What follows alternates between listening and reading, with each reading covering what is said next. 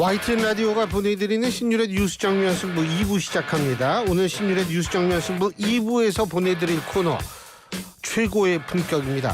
이게 품격도 최고지만 이 최고에선 사실 양당의 최고위원분들과 인터뷰를 갖는, 하지만 뭐 양당 최고위원분들이 다 품격이 있으신 분들이죠.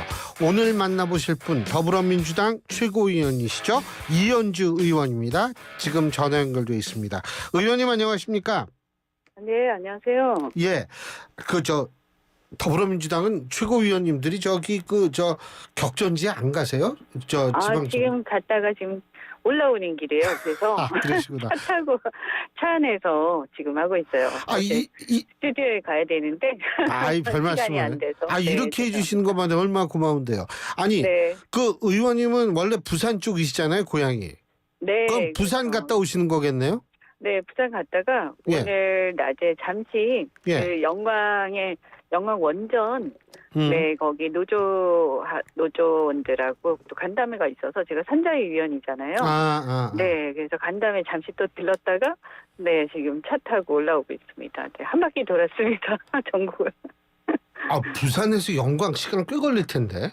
그럼요. 그래서 새벽에 이제 영광까지 가서 네, 이제 영광에서 지금 올라오고 있는 중이에요. 부산 금정구 구청장 거긴 야권 후보 단일화 됐잖아요, 그죠? 네, 지난 일요일 날 됐고요. 주관적으로 보실 때 어떻게 효과가 좀 있다고 보십니까? 일단 어쨌든 우리 야권 단일화로 우리 야당 지지층이 결집은 일단 이루어지고 있다 이렇게 보고요. 예. 지금 현재 이제 저희가 판단할 때는 보수 쪽에 그러니까 국민의힘 지지층의 결집은 이미 상당히 이제 진행이 되고 있는 상황이고 저희는 이제 단일화되기 전에는 조금 결집이 덜 돼 있었는데요. 예. 이제 진행이 되고 있다 이렇게 지켜보고 있고요. 이제 금정구가 사실은 고령화가 상당히 많이 진행이 돼 있고 또 보세가 부산에서는 굉장히 강한 곳이거든요. 저희가 다른 지역에 비해서 부산에서도 굉장히 어려운 곳입니다.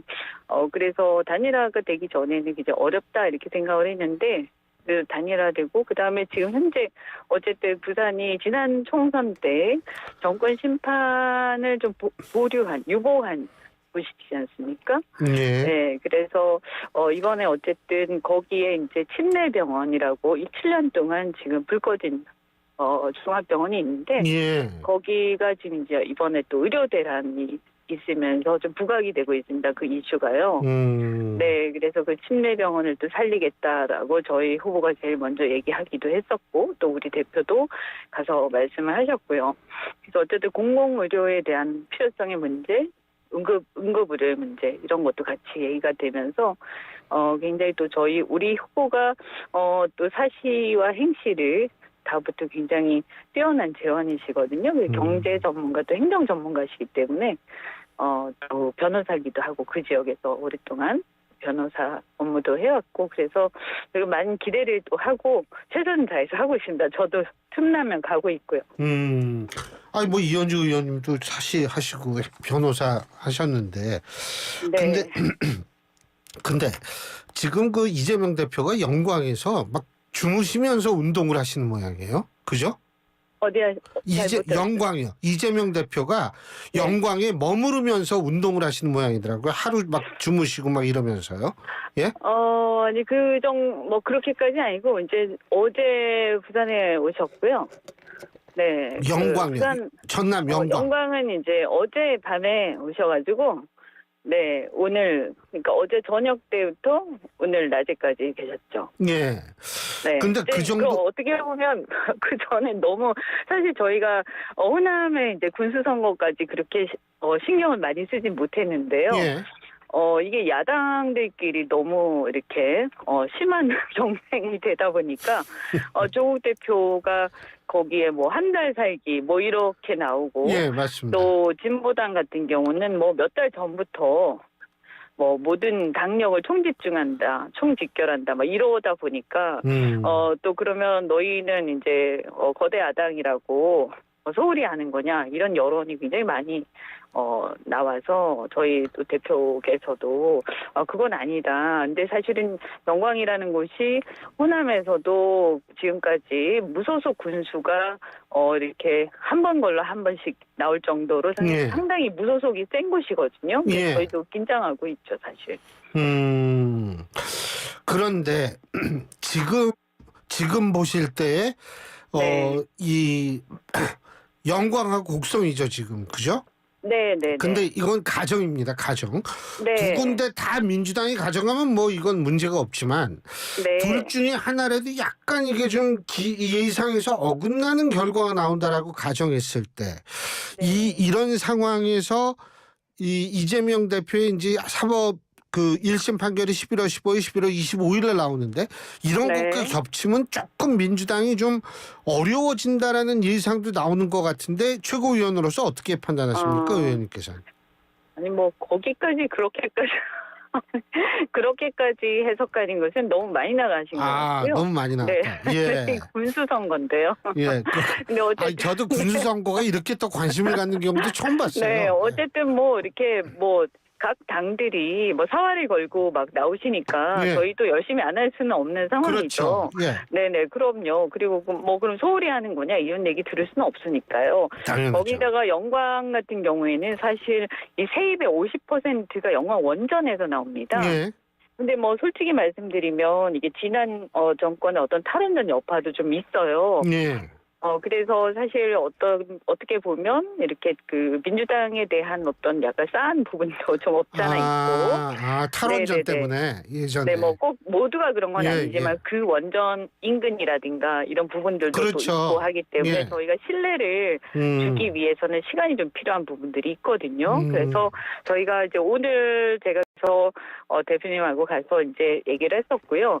예. 뭐 사실은 어떻게 보면 지금 현재 지도부 같은 경우에는 탈원전이라든가 이런 이제 굉장히 급격한 좀 무리한 탈원전 이것을 지향하지는 않고 실질적으로 저희가 신재생 에너지의 확대를 추구하기는 하지만 그러나 이제 지난 정부 조금 그런 부분에서는 이제 조금 다르거든요. 그래서 급격한 탈원전 이런 것보다는 신재생 에너지 확대는 추구를 하되 기존에 있는 이제 원전이나 이런 것들은 안전성을 계속 점검을 하면서도 기존에 이제 있는 그 생태계 이런 건 이제 저희가 존중하면서 그들의 어떤 생태계와 민생과 그들의 어떤 직업 안정성을 최대한 존중하는 쪽으로 간다. 이게 저희의 생각이거든요. 예. 네, 그러니까 조금 완화돼 있는 거죠. 왜냐하면 현재 이제 초전력 산업 수요가 굉장히 높기 때문에 예. 이 현실을 무시할 수는 없지 않습니까? 예. 그죠? 네, 시대가 좀 달라졌기 때문에요. 그래서 이런 이제 온도 변화라든가 이제 추세에 약간 어떤 변화된 부분들을 저희가 이제 어떤 정책의 어떤 기조가 약간 변화된 부분을 거기 원전에 계신 분들한테도 좀 말씀을 드렸고요. 예. 네, 그래서 좀 안심을 드려야 되지 않습니까? 그러니까 네. 의원님 말씀을 이렇게 요약을 하자면 네. 이 영광에서 조금 이게 힘든 이유는 사실은 전 정권이 추진했던 탈원전에서 기인하는 부분이 분명히 존재하고 그렇기 때문에 지금 뭐 이재명 대표 체제의 민주당을 어떻게 생각하느냐 이런 것보다는 그 영향이 더 크다 이렇게 이해하면 되겠습니까? 뭐 그게 이제 뭐 크다고 말씀드릴 수는 없지만 그것도 일부 있을 거고요. 뭐 그 외에도 또 여러 가지 얘기가 있겠죠. 뭐 민주당이 또 소홀히 한다 이런 것도 있을 거고 거기에 반해서 이제 소수 야당들은 거기에 막 올인을 하고 있으니까 또 다른 여러 가지 복합적인 이유들이 있는 거죠. 그러니까 이제 이걸 뭐 하나로 딱 말씀드릴 수는 없는데 여하튼 또 거기 또 일부에서는 어쨌든 또 탄원전도 지지하시는 분들도 또 계시거든요. 굉장히 복잡합니다. 뭐라고 말씀드릴 수는 없는데. 그래서 어쨌든 저희는 이걸 가지고 뭐 아까 말씀하신 대로 그렇게 조금 오버해서 해석하기는 좀 어려울 것 같고요. 다만 만약에 저희가 여기서 성적이 좋지 않거나 이긴다 하더라도 큰 차이를 못 이기게 되면 저희는 이제 어쨌든 우리가 여기에 이게 이제 우리 텃밭이라고 해서 그동안 이렇게 좀 상세하게 살피지 못한 부분들에 대해서는 아무래도 조금 더 신경을 많이 써야겠다 이런 이제 교훈을 얻을 수가 있겠죠. 근데 어쨌든 이번에 다른 정당들이 너무 열심히 하시는 바람에 저희가 사실 군수 선거인데도 불구하고 뒤늦게지만 굉장히 저희가 많은 당력을 지금 집중을 하고 있습니다. 그런데 이제 사실 이재명 대표의 워딩을 이렇게 보더라도 좀 네. 굉장히 강한 워딩이 많이 나오고 있는 것 같거든요. 네, 그러니까, 저는 탄핵을 시사하는 발언이라고, 이재명 대표는 물론 끌어내려야 한다라는 발언이 내가 언제 탄핵 얘기했느냐, 그런데 이 많은 분들이 이제 그게 탄핵을 의미하는 거 아니냐, 뭐 어쨌든 이런 해석을 하고 있는데, 이 좀 센 발언이 나오는 이유는 그럼 뭐라고 보십니까? 그건 이제 제가 알기로는요, 이렇게 지원 유세를 하는 과정에서 일반적인 대의민주주의에 대한 일반론을 이제 말씀하신 건데요. 그러니까 일을 못하면 뭐 교체를 하고, 또 선거라는 것은 이제 선거라는 것은 일을 못하면 이제 교체하는 거잖아요. 다음 이제 심판에서 교체하는 거잖아요. 그리고 선거를 기다리지 못할 정도로 심각하면 그걸 끌어내리기도 하는 이런 게 대의민주주의다. 이렇게 이제 쭉 얘기하면서 그 와중에 그런 말씀이 들어간 거죠. 근데 이제 거기서 딱 그거만 빼가지고 그런 일반론 얘기한 걸 가지고 거기서 그렇게 끌어내린다라는 그 표현을 썼기 때문에 탄핵을 얘기한 거다. 이렇게 이제 한동훈 대표가 주장을 하신 거예요. 그래서 그러면 되게 예민하시구나. 이렇게 이제 저희는 이해를 하고, 다만 이제 제가 볼 때는 좀 이해는 이런 이해가 가는 면도 있어요. 왜냐하면 한동훈 대표께서 지금 보면 되게 이제 강성 지지층 결집이 되게 절실하지 않는가 하는 생각이 들거든요. 여러 또 선거를 앞두고요. 그렇지 않습니까? 네. 네, 그래서 사실 어떻게 보면 지금 현재 여러 가지 현안이 있지만 최혜병 특검이라든가 뭐 이런 것들은 제3자 특검법, 이거 한동훈 대표가 스스로 그거는 사실 자기가 받아들이겠다라고도 얘기를 한번 공언을 하신 적이 있는데 지금 못하고 계시고 있고요. 그다음에 이제 김건희 특검 같은 경우에도 사실 주가 조작이라든가 이런 것들이 굉장히 여론이 안 좋은데도 그것을 이제 김건희 특검법도 동의를 하는 건지 아닌 건지 모르지만 동의를 못 하고 계시죠. 그러면서도 그것은 좀 문제가 있다는 취지의 이제 아리송한 얘기를 또 하고 계시고요. 그러면서 또 의료 대란, 이게 지금 현재 현안인데 여기에 대해서도 약간 비판적인 스탠스. 그래서 제가 볼 때는 대통령하고 약간 차별화를 하고 싶긴 한데 이 차별화를 하는 과정에서 강성 지지층의 비판을 받다 보니까 또 선거라든가 여러 가지 현안을 앞두고 강성 지지층의 결집도 이전해야 되는, 그래서 집토끼와 산토끼 다 잡아야 되는 이런 상황에서 강성 지지층 결집을 위해서 자꾸 이제 야당의 말을 갖다가 이제 빌미 삼아서 야당이 지금 탄핵을 하려고 하니까 우리가 뭉쳐야 된다, 뭐 이런 얘기를 자꾸 하고 싶으신 것 같아요. 그래서 예.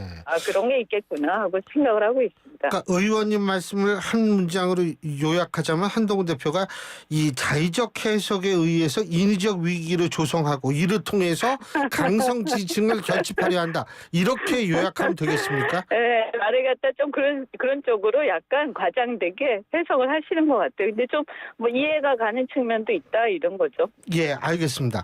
근데 네. 뉴스 보셨죠? 윤석열 대통령 한동훈 대표가 만나기로 했다 그러는데 이게 네. 좀 묘한 게 뭐냐면 한동훈 대표가 독대를 요청했을 때 자꾸 언론에 흘렸냐 그랬는데 이번에 네. 윤 대통령이 독대 재보선 끝나고 하겠다라고 얘기를 하는데 이것도 한동훈 대표한테 직접 말이 간 것 같지는 않더라고요. 어떻게 보세요, 이거? 그러니까 너무 웃기는 거죠. 그런 얘기를 하면 그냥 직접 하면 되지 뭘 그 언론에다가 흘리면서 대화를 합니까? 그죠? 그래서 국민들도 너무 피곤해요. 네. 그거는 독대를 하든 독대를 안 하든 각자 서로 전화해서 서로 직접 얘기하시면 되지 않을까요? 근데 그런 거를 언론을 통해서 대화를 하는 걸 보면 정말 소통이 안 되는구나, 이런 생각이 들죠. 그래서 그것보다는 어쨌든 지금 굉장히 국민들이 지금 관심 있는 것 중에 하나가 의료 대란 이런 것도 지금 의료 협의체, 여야 의정 협의체도 저희 야당 입장에서는 사실 2025년 논의를 다시 하는 것까지 포함해서 모든 걸 열어놓고 빨리 어쨌든 현재 상황을 원상복귀를 해야 되기 때문에 예. 모든 걸 우리가 입장을 갖다가 열어놓고 할 테니까 빨리 뭘 좀 해라라고 저희가 하고 있는데 지금 보면 국민의힘하고 대통령이 서로 의견 일치가 안 돼가지고 지금 의료계도 약간 엉거주춤한 상태고요. 저희도 거기 뭐 결합해가지고 뭘 할 수가 없는 그런 이상한 상황이 와 있거든요. 그런데 그러면서 시간은 계속 가고 있어요. 그래서 어떻게 보면 그냥 시간을 보내서 그러면 시간이 가버리면 어쩔 수 없이 그러면 의료계가 양보를 굴복하지 않을까라고 정부는 그렇게 생각하는지 모르겠는데 제가 생각할 때 의료계라는 게 그렇게 쉽게 굴복하지도 않을 거거든요. 근데 이렇게 되면 희생되는 거는 국민들의 건강이에요. 그래서 빨리 이렇게 괜히 뭐 이렇게 주도권 다툼 이런 거 하지 말고 예. 빨리 이런 부분 특히 의료 대란이나 이런 것들은 빨리 해결하는 쪽으로 물꼬를 텄으면 좋겠다. 저희는 기다리고 있다. 안 되면 국회에서라도 예. 대통령 빼놓고 국회에서라도 해결하자 이렇게 생각합니다. 근데 여론이 주목하는 건 독대에서 여사 리스크가 풀릴 것인가 이 부분 아니겠어요? 그 부분도 아마 얘기를 하겠지만 해결되겠습니까? 지금까지 선례도 보면. 대통령은 거기에 대해서 전혀 미동이 없기 때문에요. 저는 큰 기대는 하지 않습니다. 네. 예. 아니 근데 지금 사실은 명태균 씨라는 분의 논란 혹시 이름은 들어보셨어요, 이분? 여당에서는 꽤 그래도 이름이 있던 사람일 텐데 근데 사실은 그렇게 대단한 사람인지는 아마 몰랐을 거예요. 사람들 대부분이요. 네. 그렇군요. 네. 근데 이 명태균 씨 문제가 지금 이제 조금 좀 이게 어떻게 될지 어디로 튈지 어떻게 될지 모르는 것 같아요. 어떻게 보십니까? 지금 일단은 검찰은 명태균 씨하고 김영선 전 의원에 대한 부분 내사는 종결했다라는 기사가 떴거든요. 어떻게 보십니까? 아니 그러니까 여기서 이게 문제가 되는 그러니까 국민들의 입장에서 보자면요. 예. 여기서 국민들이 궁금한 게 그 둘 간에 그런 게 궁금하겠어요. 그렇잖아요. 벌써 시간도 좀 지난 얘기고요. 그런데 사실 그런 거는 가십성이냐 그런 얘기고 사실 국민들이 정말 궁금한 거는 김건희 여사의 공천 개입 문제 아니겠습니까? 처음에 불거진 것도 그거고요. 그리고 그것이 결국은 이제 그 얘기는 다시 말해서 김건희 여사가 대통령을 통해서 공천 개입을 했냐. 그러니까 다시 말하면 이것은 대통령의 공천 개입 여부가 국민들이 궁금한 거거든요. 이것이 이제 국정농단이 될 수도 있고 아니면 대통령의 헌법 위반이 될 수도 있고 이런 거죠. 그래서 그 부분을 밝혀야 되는 거죠. 그러니까 사실 이 명태균 씨에 집중한다기보다는 공천 개입 의혹에 관한 부분에 집중을 해야 된다 이렇게 이해도 되겠습니까? 그렇죠. 그래서 예. 그분은 어쨌든 그 과정에서 이제 중간에 경로일 뿐인 것이지 그 문제의 본질은 공천 개입이죠. 근데 지금 이 부분에 대해서 대통령실이 이제 계속 얘기를 하고 있잖아요. 명태균 씨에 대해서 그 부분은 어떻게 평가하세요? 두 번밖에 안 만났다. 이렇게 얘기를 하고 있잖아요. 예? 아니 그러니까 그런 것들도 몇 번 만났냐 안 만났냐 그런 게 중요한 게 아니고 예. 그러니까 이제 이런 게 다 보면 이렇게 가십성으로 막 흐르다 보니까 그렇게 얘기가 나오는 건데 몇 번을 만났냐 한 번은 만났는지 세 번은 만났는지 그런 게 중요한 게 아니라 그렇게 해서 결과적으로 김건희 여사가 대통령을 통해서든 그것이 공천 개입을 해서 이것이 헌법 위반의 어떤 행위를 했느냐. 그죠? 그래서 국정농단이 일어났느냐. 이게 중요한 거잖아요. 예. 그죠? 네. 그러니까 공천 개입을 했다라고 하면 그것은 정당활동 자유의 위반. 그러니까 정당활동의 자유라는 것은 헌법 위반이고 이거 정당법 위반이거든요. 예. 그럼 박근혜 대통령도 그것으로 굉장히 크게 문제가 되었었고 그것을 크게 처벌한 게 바로 윤석열 대통령 본인이셔요. 예. 예전에. 그러니까 그걸 본인이 했느냐 안 했느냐. 그게 국민들은 궁금한 거고요.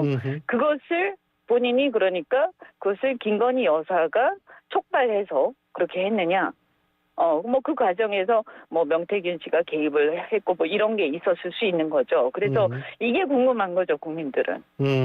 민주당 일각에서는 뭐 명태균 씨 특검도 말하고 있는 모양이던데 그러면 이거는 뭐 어떻게 돼가고 있습니까? 그것도 결국 마찬가지죠. 본질은 아까 제가 말씀드린 그런 본질은 공천 거죠. 개입 문제다. 의혹이다. 알겠습니다. 그리고 오늘 바쁘셔가지고 못 보셨을 수도 있는데 오늘 네. 그 엠블레인 퍼블릭 케이스대 리서치 코리아 리서치 한국 리서치가 전국 지표조사 NBS를 발표했거든요. 결과를 네. 발표를 했는데 물론 이거는 이 자세한 내용 중앙선거 여론조사 심의위원회 홈페이지를 참조하시면 되고 18세 이상 남녀 전국 남녀 1000명을 대상으로 휴대전화 면접 방식으로 진행됐음을 말씀드립니다. 7일부터 9일까지입니다. 근데 이 조사 보면 대통령 지지율이 최저치를 경신했습니다. 어떻게 보십니까? 그러니까 뭐 계속 최저치를 경신하고 계시기 때문에 저는 결국은 대통령 지지율이 10%대로 내려갈 거라고 생각하거든요. 지금은 뭐 위태위태하게 20%대를 유지하고 계신데요. 지금 이 상태에서 다시 회복될 가능성은 없다. 이유가요? 그러니까 네, 지금 이제 이미 국민들의 판단이 다 끝났어요. 예. 그래서 저는 이제 지난 여름, 그러니까 올해 여름이죠. 올해 여름을 지나면서 의료 대란을 국민들이 겪고 예. 그리고 그 의료 대란에서 국민들이 너무나 힘들게 막 정말 그 응급실 뺑뺑이로 인해서 예. 안 죽어도 될 분들이 죽어 나가는 것을 그것이 보도가 되는데도 불구하고 대통령이 자신의 어떤 고집을 꺾지 않고 이 1000명, 1500명 계속 그냥 가고 사실은 이런 것들을 보면서 국민들이 굉장히 놀랐을 겁니다. 국민들의 생명보다 자신의 뭐 옥인지 고집인지 신념인지 뭔지 모르지만 그것이 더 중요하구나. 이러면서 아마도 이 어떤 대통령에 대한 일말의 어떤 기대 이런 것이 다 무너졌다고 저는 생각하고요. 특히 보수층에서도 그런 게 상당히 많았을 거라고 생각을 하고요. 다만 지금 남아있는 지지율은 그래도 진영이 무너지면 안 된다 하는 마지막 어떤 진영으로서의 자존심 같은 거 뭐 진영을 지키겠다 하는 것이지 대통령을 지지하시는 건 아니라고 저는 생각하거든요. 예, 알겠습니다. 네, 보수 진영을 지키겠다. 요게 남아있는 분들이라서 이게 이제 결국에는 어떤 예. 다른 어떤 대안에 대한 기대라든가 예. 뭐 이런 것들이 이제 생기면서 알겠습니다. 저는 이제 시간이 얼마 안 남았다 이렇게 예. 생각을 합니다. 네. 예, 오늘 말씀 잘 들었습니다. 고맙습니다. 네, 고맙습니다. 예, 지금까지 더불어민주당 최고위원이시죠? 이현주 의원이었습니다. 오늘을 기록하는 소리